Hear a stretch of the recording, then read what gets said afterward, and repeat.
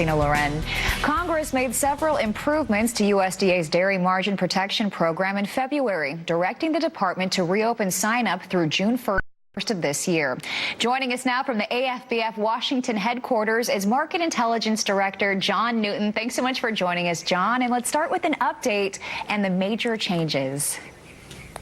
Well, Congress made several key modifications to the margin protection program designed to make it not only deliver program payments to producers in a timelier fashion, but also to make it more affordable.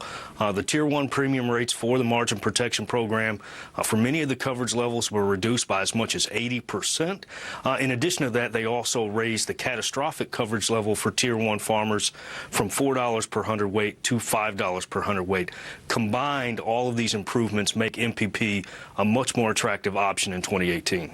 You know, Ag Secretary Sonny Perdue, he recognizes the financial challenges faced by dairy farmers, and he actually made the coverage retroactive. Talk about what that means for farmers.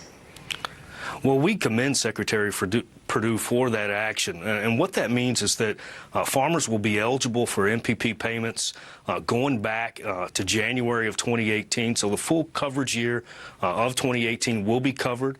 When we look at the data on the margin that was announced by USDA, we know that there are program payments guaranteed for February and for March, most likely for April. So at the end of the day, what that means is for any dairy farmer in the United States with less than 20 million pounds of production history, signing up for the MPP program guarantees that they're not going to leave money on the table in 2018.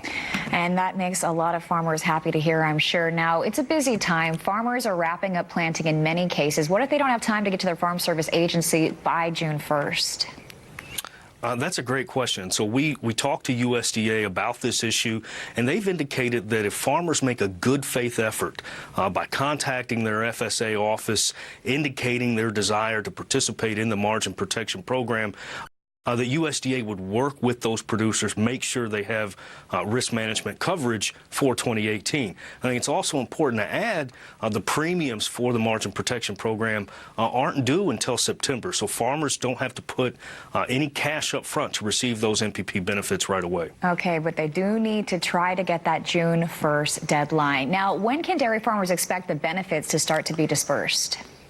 That's another great question. Well, we know that the margin triggered payments for both February and March. And so our understanding is that for any dairy farmer that goes in and signs up for the MPP payments, MPP program by June 1st, they should expect to receive their first payment in the next few weeks.